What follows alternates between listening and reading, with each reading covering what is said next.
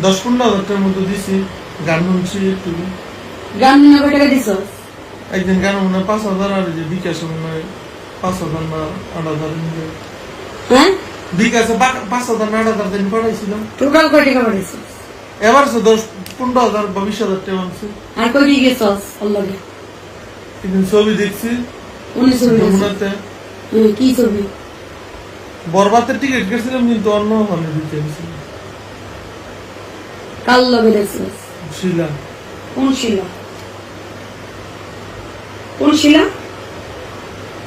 ওই শিল্পী গান দিয়ে। নাম কি? শিলা? এই যে এই শিলা।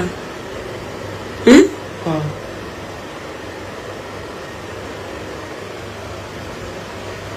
এই শিলা না?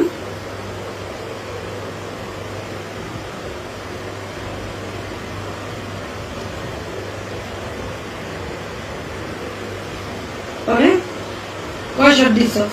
আরে না, খাওয়া কথা কই না গো।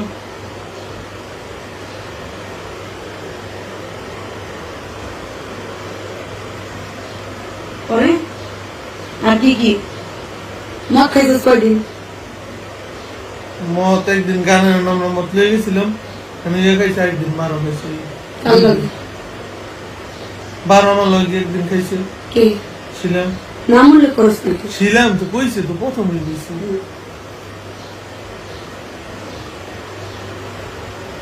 তারপর মদ খাওয়ার কথা কইছে কে? হ্যাঁ দিয়েছি। হ্যাঁ, কে? ছিলাম। কি কইছে? মন খারাপ, মত খাই হইতো, কোরআন গায়েন, সমস্যা।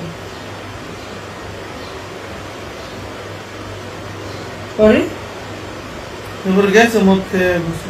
প্রথম দিন মদ খাওয়া হয়েছে কোন জায়গায়? প্রথম দিনে মনে বাহানে। এই সেই শিলা, শিলা সরকার গান গাওয়ার নামে করে হইলো কি কয় দেহ ব্যবসা। সবাই চিন্তা রাখেন, তার নাম্বারটা আমি দিতেছি। সে খুব বিখ্যাত কুখ্যাত শিল্পী, সবাই একটু চিন্তা রাখেন।